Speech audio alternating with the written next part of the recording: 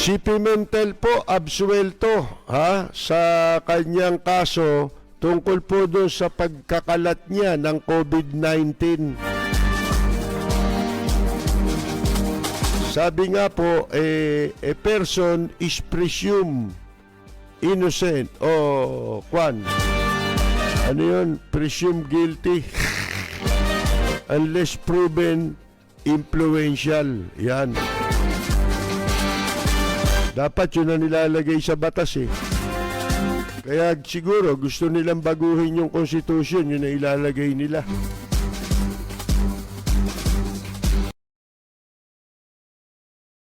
Mga kaibigan, si Coco Pimentel, ang tagal inabot ng kaso nito dahil doon sa kanyang ginawang paglabag sa protocol na ipinatutupad ng IATF ng gobyerno. Siya'y senador, hindi ba? Ngayon lamang naglabas ng resolution ang Department of Injustice. Department of Justice. Dapat injustice na ito mga kaibigan Dahil sa pagkakabasura nung reklamo labang kay Senador Coco Pimentel. Nung siya ay lumabas, nagpunta pa sa ospital at kung saan-saan, nag-grocery pa sa SNR ito kung natatandaan ko, di ba? Mga kaibigan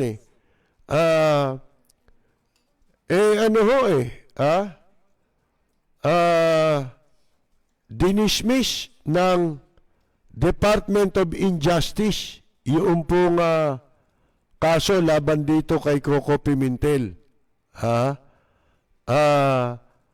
Ang sabi ng Office of the Prosecutor General, yun daw complaint na inihain ni lawyer o ng abogado si Rico Quicho labang kay Pimentel for violation of Republic Act 11332 ay ibinasura due to lack of probable cause. Ano yan? Probable cause yan. Pagka walang probable cause, di probable cause. Mga kaibigan, di ba ho? Isipin ninyo, katakot-takot ang mga pinarusahan nila, di ba? Sa paglabag daw ng quarantine protocols, mga kaibigan.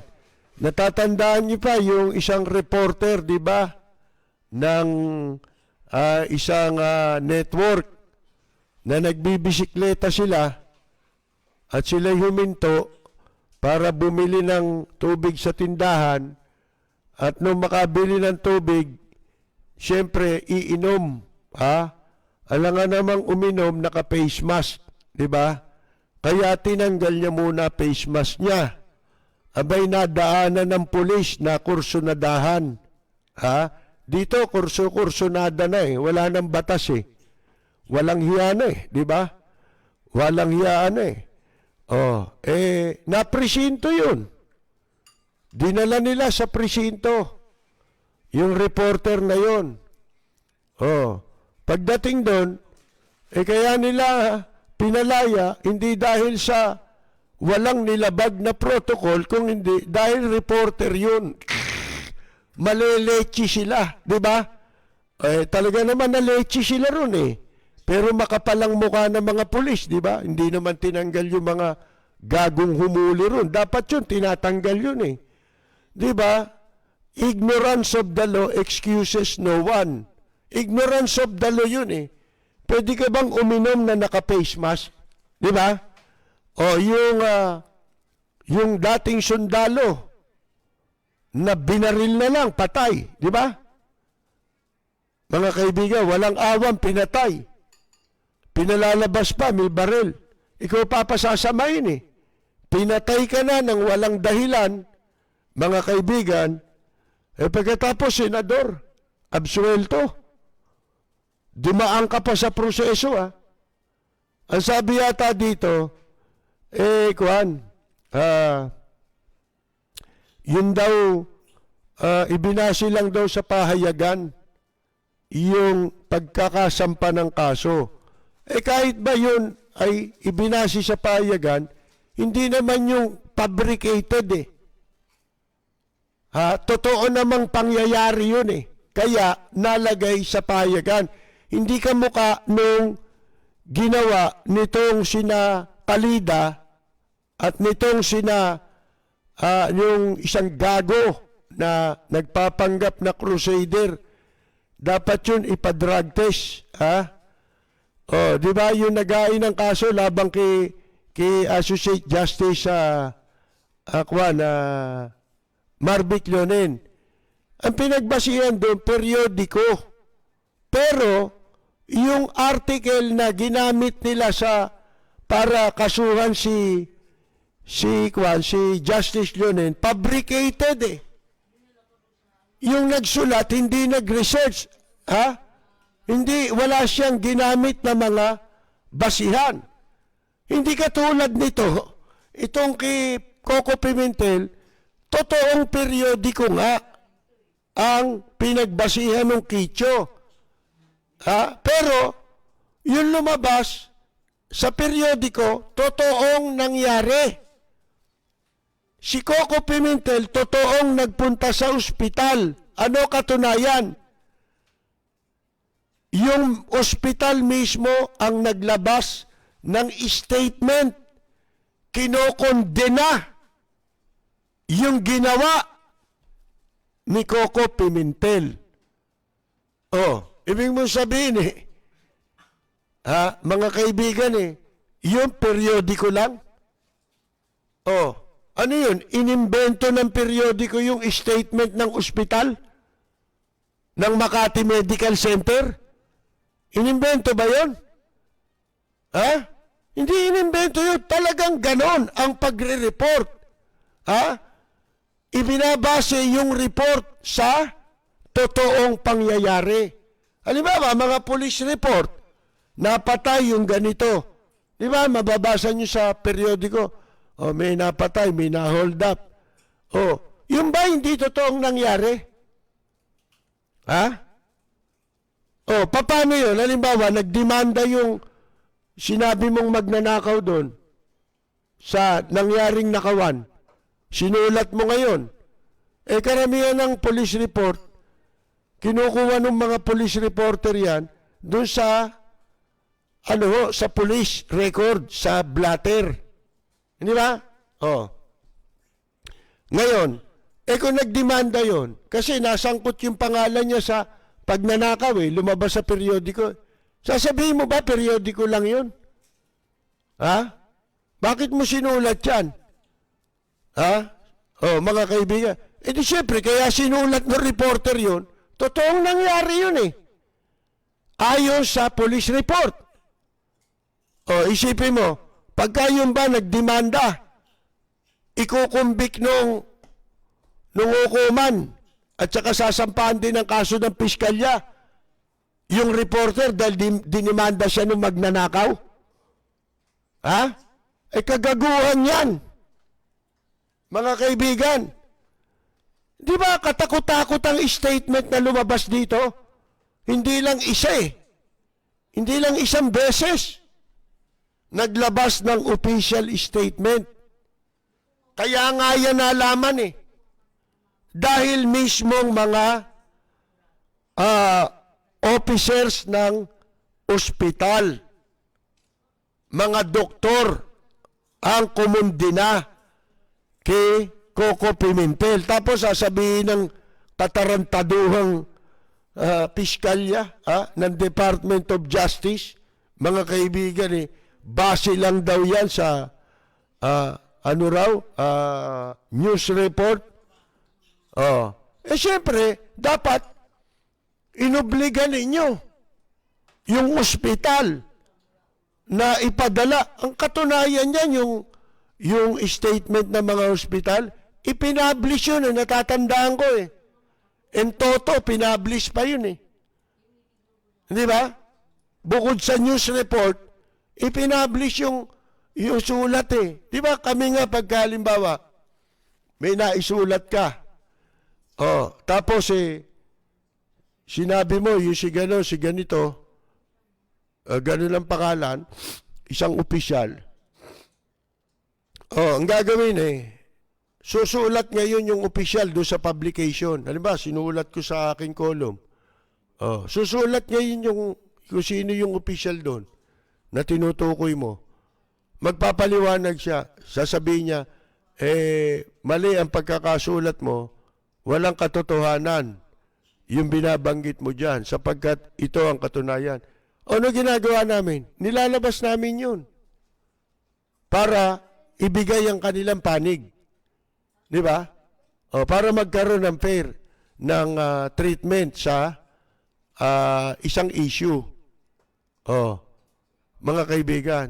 Ngayon, pag nagdemanda yon, sa kabila na ipinablish mo yon, loko-loko yon. Bakit? Dapat yun, madidismiss yun pagka nag-file siya ng kaso dahil sa sinulat mo, lalibel ka niya. Nagpadala na siya ng kanyang reaction ng kanyang sagot O, ipinablish naman namin Yun lang ang yun ang tungkulin ng mga nasa media, maging fair Hindi ba? Oh, fair reporting, mga kaibigan. Oh, ito sasabihin mo, ang pinagbasihan lang ay news report. Di para mong sinabing hindi totoong nangyari. Di ba? Gago ito mga ito, mga kaibigan. Pinalalabas mo, hindi totoong nangyaring si Coco Pimentel. Alam na niya na siya nag-positive sa COVID. Sana kung hindi mo pa alam Hindi ba? Yun alam na niya kaya nga nagalit yung ospital, yung mga doktor, sapagkat alam na ni Coco Pimentel na positive siya. Merong nakatawag. Bakit nandyan yan? Alam na niya na inform na siya ay positive sa COVID-19. Oh. Hindi ho ba? Yun ang mga naging usapan noon, lumabas sa balita. Oh, ano sasabihin mo? Alam nyo, kalokohan yan. Yung pagkakadismiss na yan. Ano tawag dyan? Kaya dapat hindi Department of Justice yan Department of Injustice. Compartmentalized justice yan Mga kaibigan selective Gano'n, hindi mo nga mabilang ang dami-dami na niyang, kung takutin ninyo yung mga tao di ba? Pagtatakutin ninyo kung hiyain ninyo, may mga napapatay pa. Oh, mga kaibigan, sipin mo, isang retired na sundalo, naglingkod nagserbisyo yun, nag-alay ng buhay. Sana kung kamukha nila Lorenzana yan.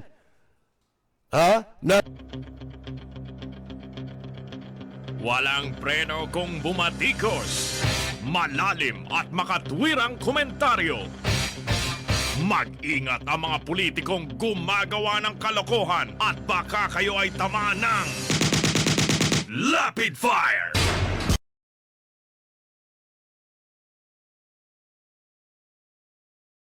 Ang pinag-iinitan mga estudyante sa UP. At kung saan-saang universidad, tinatakot. Kasi daw baka raw, ito raw mga eskwelang ito dyan daw nagre-recruit yung MPA. Kasalanan ba nung nire-recruit yun? Di ba? Parang yan, illegal recruitment Hulihin mo yung illegal recruiter. Bakit mo hulihin yung biktima? Ang kailangan yung gawin, paganahin nyo yung utak nyo. Yun ang hirap sa mga nasa gobyerno ngayon Hindi nila nalalaman, binigyan sila ng utak para gamitin. Hindi para gawing dekorasyon. Mga kaibigan.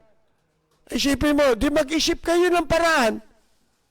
Paano kayo makagagawa ng paraan upang hindi maligaw ng landas yung mga estudyante? Hindi ba? Yun ang gawin ninyo. Hindi nyo magawa eh. Kasi bakit sila nahihikayat? Bakit may mga nahihikayat na sumama? Mamundok. Kasi totoo yung nangyayari na sinasabi. Alam niyo naman ang pagdoktrina ng mga kaliwa yung kahirapan, yan ang iano sa tao, yung injustice, kamukha nito. Paano hindi mag-MPA yung mga tao? Nakikita walang katarungan. Hindi ba? Yan nga yung sinasabi ni mga nagre-recruit Mga kaibigan, kaya madaling matangay itong mga kabataan. Hindi nila nakikita kagad kung yung tunay na agenda. Di ba? Sa likod noong mga ginagamit na doktrina sa kanila. Mga kaibigan. Isipin mo ito, laking kalokohan ito. Dinismiss dahil for lack of probable cause. Na ang sabi, yun daw mga pinagbasihan ni Kicho, nung abogadong naghain ng formal na reklamo labang kay Coco Pimentel, ay ibinasi lamang sa news report. Kahit ba news report yun, totoo nangyari yun. O hindi ba itong ombudsman, madalas natin sinasabi, ano tungkulin niyang ombudsman sa katotohanan lang? Pagdating sa pagkakaso, para makasuhan yung mga magnanakaw. Hindi naman kailangang may formal na mag-complain sa kanila. Base lamang sa report. Halimbawa, may sinulat ka sa periodiko kahit kapraso lang, nasa ganitong tanggapan may mataas na opisyal. Nagnakaw itong hinduropot na ito. O kung ano mang kasalanan niya. Kahit di mo siya pinangalanan. Sa totoo lang, kung talagang magtatrabaho ang ombudsman at susundin nila ang kanilang mandato, mga kaibigan, hindi na kailangang, kung talagang ang nasa sa isip nila, ang intensyon nila, tulungan ng ating bansa na malipol ang mga magnanakaw, kawatan sa gobyerno. Kapiraso lang. Ano ba gagawin nila? Hindi naman nila kaagad kakasuhan ka Gagawin lang nila yung tungkulin nila O pag nakita mo, isang opisyal sa ganitong lungsod, di sulatan kaagad ng ombudsman, may kapangyarihan silang gawin yun. Na kung tawagin ay motu proprio. Mga kaibigan, pwede sila sumulat.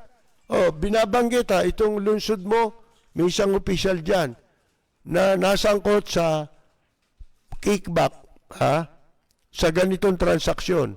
Patingin nga nung kopya nung naging transaksyon nyo, susulat lang sila Hingi sila nung kopya Magsisimula sila ron Hindi na kailangan mag-provide ng additional evidence or information ang sumulat. Pero pwede nang umaksyon, motu proprio ang ombudsman. Anong sasabihin mong, di lalo ito, kaya nga yan na periodiko, sapagkat totoong nangyari yan. Ngayon, kung na-dismiss ito, dinismiss nila ngayon, itong kaso kay Coco Pimentel dahil ang pinagbasihan lang daw ng abogado, periodiko. Mga kaibigan, ibig bang sabihin, ito ngayon, si Coco Pimentel, pwede niyang idemanda yung ospital? Yung mga doktor na nagsalita laban sa kanya, pwede niya ba idemanda? Yung administration ng Makati Medical Center, pwede niya bang idemanda? Dahil doon sa kanilang statement? Mga kaibigan, hindi niya pwedeng idemanda. Bakit? may result ng testing eh. Kaya siya nag-positive na sinwab test siya eh. Gagong piskal ang gumawa nito, mga kaibigan. Nagbabayad tayo ng mga ganitong klase ng piskal. Ang sinusweldo, napakalalaki. Base raw sa periodiko. Kahit na yan ay nagbase sa periodiko, kung yan ay totoong nangyari. Tungkulin nyo ng piskal. Sana pinakuha ng piskal. Nasaan yung kwan? Yung swab test mo, Senator Pimentel. Anong pecha ito? Wala eh. Sinadya eh. Talagang ibinitin lang eh. Tapos, nung malamig na, pinalamig lang, tsaka nila nilabas. Ako, wala akong against dito kay Coco Pimentel. Pero ito, magandang example eh. Hindi naman sinabing ibilanggo nyo yan. Hindi naman sinasabing hinahanap ng taong bayan, bitayin nyo yan, o kaya ibilanggo nyo yan. Makakita lang ng parusa. Di ba? Na totoo naman dapat siyang parusahan. Sapagkat, gobyerno nagpapatupad ng batas eh. Sa batas, lahat tayo sakop doon. Lahat ng tao, kaya nasa gobyerno ka, kaya wala ka sa gobyerno. May batas lahat yan, mga kaibigan.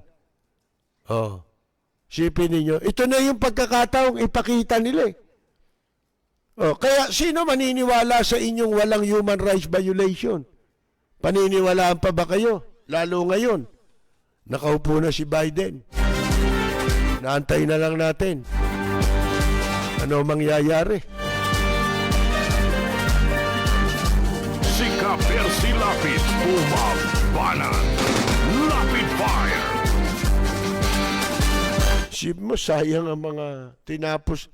Nag-aral ka ng abogado, ang tagal. Gagamitin mo lang sa kalokohan. Tapos nasa gobyerno ka pa man din. Sumusweldo ka pa man din. Pinasusweldo ka ng taong bayan. Gaano karami yung bilangin ninyo na hinuli nila dahil hindi pagsusot ng face mask. Diyan sa Quezon City, di ba, yung meron pa yung nagtitinda ng isda. Binugbog eh. Pinaghahataw eh. Ng mga hinduropot na barangay kupal. Diyan sa Quezon City. Nakakapiranggot yung kapangyarihan eh. Lintik eh. In-exercise eh. Nag-exercise ng authority. Sipin mong gulpihin mo yung nagtitinda ng isda. Paglabag sa protocol. Yun ba ang katumbas na parusa sa paglabag sa protocol? Bakit ito? Ito formally. Pinailan ng kaso eh. Ito na yung mga pagkakataon eh. Na dapat pinakikitang gumagana ang batas eh. Kaya wala na kayong credibility itong gobyernong ito, itong administrasyong ito. Saan magnanakaw ng credibility ito? Yun ang hindi nila kayang nakawin ngayon. Yung credibility. Yung pera nananakaw nila. Pero yung kredibilidad. Magnakaw kayo niyan para bumalik ang tiwala ng taong bayan. Ewan ko kung saan kayo kukuha. Sika Percy Lapid, Bumabanan. Lapid Fire.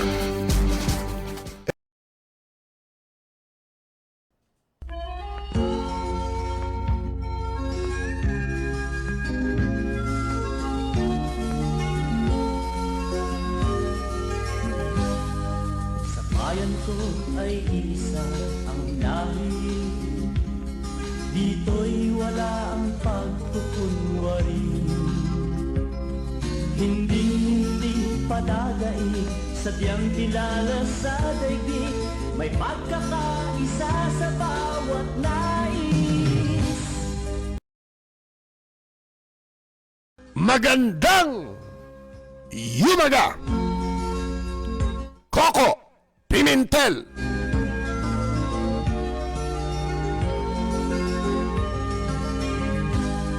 Ang lamang.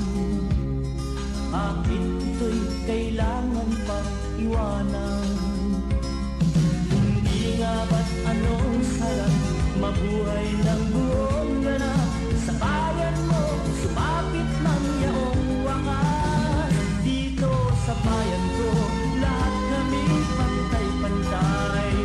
Walang nang-aapit, ang pag-ibig ay tunay. Dito sa bayan ko, dito'y makikilala mo ang mga kaibigang nagmamahal sa'yo. Dito sa bayan ko, lahat kami pantay-pantay. Walang nang-aapit, ang pag-ibig ay tunay. Dito sa bayan ko, dito'y makikilala mo ang isang kaibigan, ang mga kaibigan, ang bawat kaibigan